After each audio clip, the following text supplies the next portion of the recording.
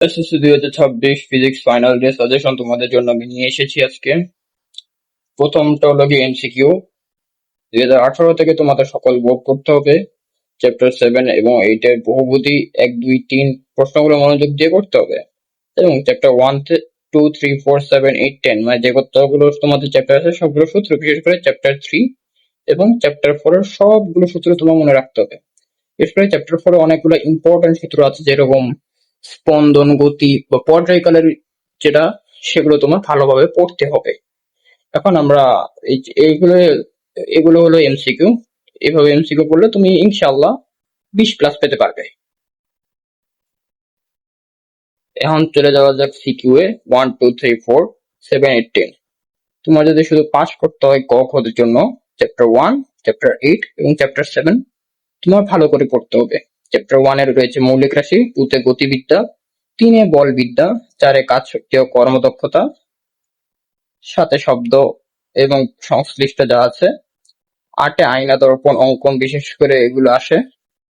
এছাড়াও চ্যাপ্টার 10 এ চলতরিৎ বা স্থির চরিত আসে। এ প্লাস পাওয়ার জন্য তোমার কি করতে হবে? গ ঘ এর জন্য 1, 4, 7, 8, 10 এসব চ্যাপ্টার থেকে আসে। অনেক সময় মিক্সড কোয়েশ্চেন থাকতে পারে, এটা 2, 3 তে বেশিরভাগ মিক্সড কোয়েশ্চেন থাকে। এবং চ্যাপ্টার 2 আর 3 কেন বললাম না, কারণ চ্যাপ্টার 2 আর 3 থেকে হার্ড কোয়েশ্চেন করা হয় সব সময়। অনুধাবন চ্যাপ্টার 4, 8, 7 যেহেতু আমি চ্যাপ্টার ওগুলো দিয়েছি, ওগুলো থেকে বেশি অনুধাবন আসে এবং বেশি ইম্পর্টেন্ট। ক এর জন্য এখানে তোমাদের কয়েকটা বলেছি, যেমন চ্যাপ্টার 1 এর মৌলিক রাশি, যৌগিক রাশি, পিচ এবং ভার্নিয়ার ধ্রুবক।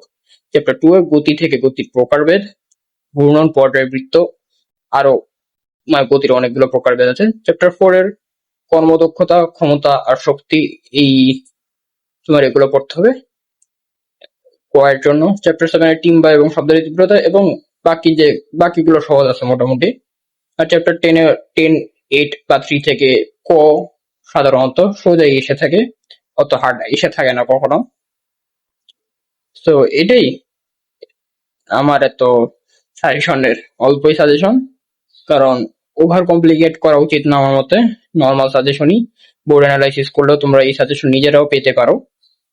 সো এটুকুই। পরীক্ষা ঠিক মতো দিও, আর আশা করি সবাই ইনশাল্লাহ তাদের কাঙ্ক্ষিত রেজাল্ট পাবে। আল্লাহ হাফেজ।